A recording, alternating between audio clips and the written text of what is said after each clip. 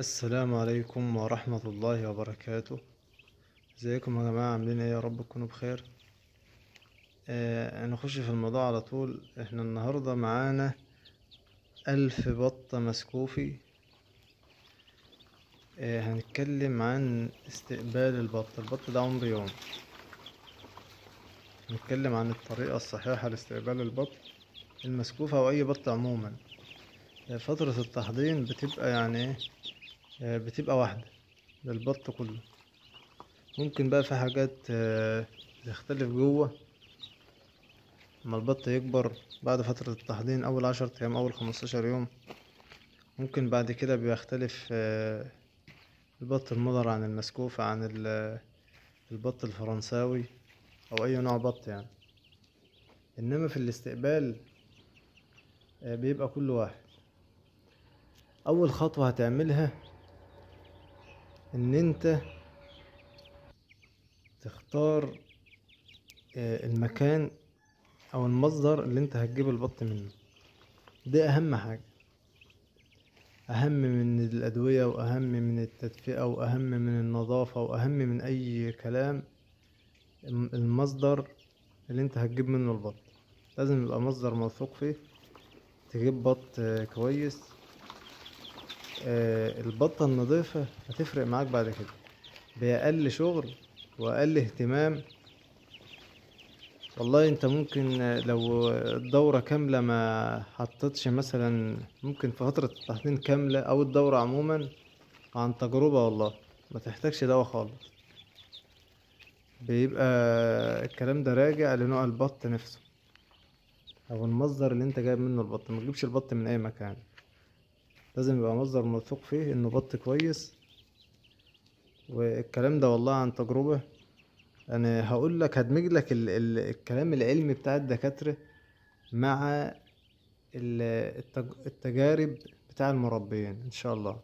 الهدف بإذن الله ان المحتار في في عالم تربية الدواجن ان شاء الله يلاقي مصدر كويس ياخد منه المعلومة.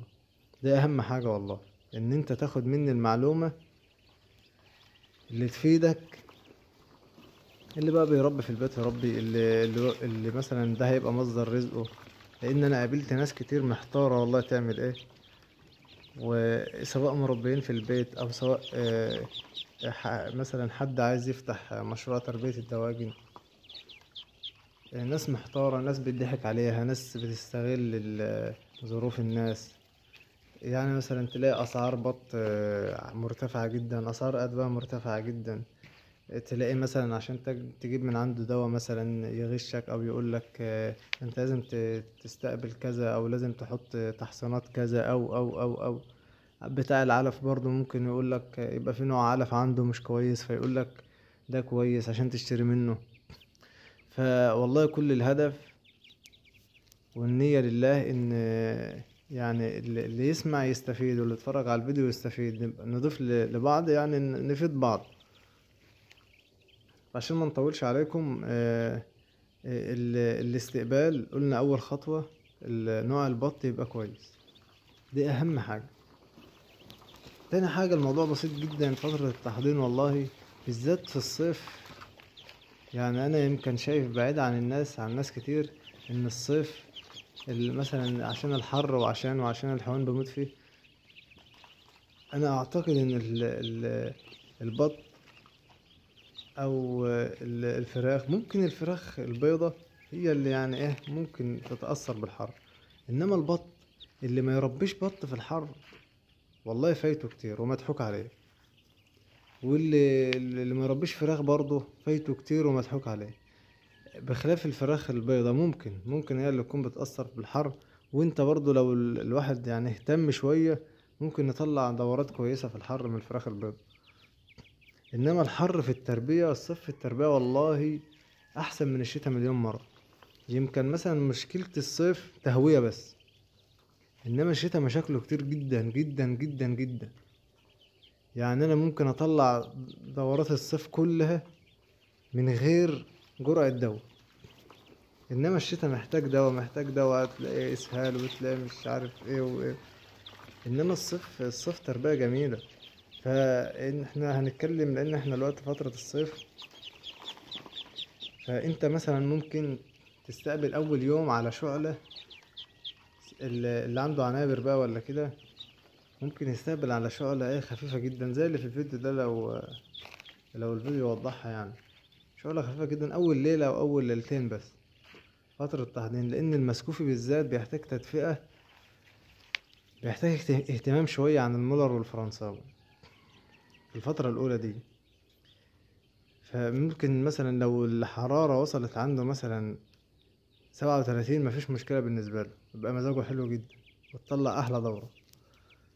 فالتدفئة أهم حاجة سواء في الشتاء أو في الصيف. ففي الصيف كده كده الحرارة كويسة، فممكن انت مثلا أول ليلتين تديله شعلة ايه بسيطة خالص كده يعني ايه تدفيه، وتقفلها بالنهار يعني الليل بس.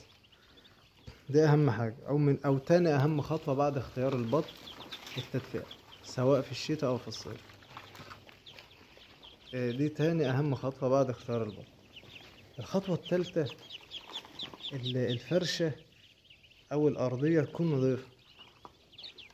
يعني انت مثلا تبقى كانس، اهتمام بسيط جدا، الموضوع بسيط والله يعني. انت مثلا تبقى منظف المكان قبل ما تحط فيه الفرشة. يعني انت مثلا هتحط تبن، هتحط نشارة خشب، سواء دي او دي عادي يعني هما الاتنين واحد. هي النشارة يمكن افضل بس التبن برضو كويس. ويبقى سمك التبن يعني مثلا في الصيف ممكن تقول 5 سنتي. ويعني انت تفرش برضو عشان ما انا بحبش اتكلم الكلام اللي هو يعني بالورقة والقلم دي ما يعني دي بيبقى الموضوع صعب على المربي او على المبتدئ، انك تقول له مثلا سنتي مش عارف جرأة مش عارف سنتي ونص 5 سنتي. فانت يعني الكلام ده بيبقى صعب على المبتدئ واحنا المفروض يعني جايين نسهل الدنيا على بعض. انا والله ما اقصدش الفيديو يطول، بس هو فترة التحضير والكلام في فترة التحضير ده اهم حاجة. يعني اهم حاجة اول ساعة، دي اهم ساعة في استقبال اي دورة سواء فراخ او بط او اي حاجة. إيه، اول يوم، بعد اول ساعة، تاني يوم، تالت يوم. فالفترات الاولى ديت هي الشغل كله اللي هيعدي الاسبوع الاولاني، اليوم الاولاني، اليوم التاني، الاسبوع الاولاني، اول 10 ايام. هي دي ده اللي بينجح الدورة. فهو انت لما تيجي تفرش يعني مش هقول لك 5 سنتي 7 سنتي، افرش بس ما تبقاش يعني غطي الارضيه بحيث ان البط لما يجي ينام يبقى نايم على الفرشه، نايم على نشاره الخشب او نايم على التبن ايا كان اللي انت هتحطه. يبقى التدفئه، اختيار البط عفوا اول خطوه اختيار البط، المصدر يكون موثوق فيه، تبقى بطه نضيفه. تاني خطوه آه التدفئه سواء شتاء او صيف. تالت خطوه الفرشه. رابع خطوة نظافة السقايات والعلافات اللي انت هتحط فيها العلف. دي حاجة مهمة جدا جدا جدا. المية تكون نظيفة، المكان الحاجة اللي انت هتحط فيها المية تبقى نظيفة. ويستحسن تستقبل على سقايات دي تحضين زي اللي في الفيديو دي، والعلافات نفس الوضع دي اطباق تحضين برضو. يعني مثلا أول 10 أيام 15 يوم. ممكن بعد كده بقى انت السقايات برضو يعني انت ممكن تغير العلافات، تحط العلافات الكبيرة. انما السقايات برضو يعني دي ما تغيرهاش ما تعدي مثلا اول شهر ولا حاجة. الخلاف بقى اللي عنده سقايات اوتوماتيك ممكن ينزلها مثلا بعد 10 ايام او بعد اسبوع. سقايات الاوتوماتيك بس هي مش موجودة في الفيديو ده الوقت، لان مش في الفترة ديت تحط سقايات اوتوماتيك. بس عشان ما نطولش الفيديو، دول اهم حاجة. الخطوة الاخيرة يعني تستقبل على المية، تحط محلول جفاف. مفيش محلول جفاف ممكن تحط شوية سكر، بس ده خطوة مهمة جدا عشان البط بيتعب وبيفقد يعني من معادن وفيتامينات كتير في عملية النقل. فالمحلول الجفاف بيعوض اللي البط بيفقده. فانت ضروري تستقبل على محلول جفاف. مفيش محلول جفاف، ممكن تستقبل على شوية سكر، شوية عسل. تمام. الخطوة الأخيرة والمهمة ومن أهم الخطوات،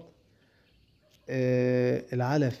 لازم يبقى مصدر العلف كويس، لازم يبقى مصدر العلف كويس. يبقى طبعا 23% بروتين، يبقى مصدر العلف كويس. الخطوات دي والله انت لو مشيت عليها ما هتحتاج حاجة تانية. امشي عليها أول أسبوع. الخطوات دي ده أخطر أسبوع في دورة البطن. بعد كده بقى ممكن مثلا ايه، يبقى البط بيبقى يعني لو انت استقبلت صح، بيبقى البط بعد كده هيريحك، مش هتخش في مشاكل كتير. انا مش عايز اطول الفيديو والله، ممكن نبقى نتكلم في فيديو تاني عشان ما نطولش عليكم. ولو احتجتوا اي حاجة انا معاكم في الكومنتات، تحت امركم في اي حاجة، وان شاء الله نسهل الدنيا على بعض والدنيا تبقى كويسة بإذن الله، وربنا يوفق الجميع. السلام عليكم ورحمة الله وبركاته.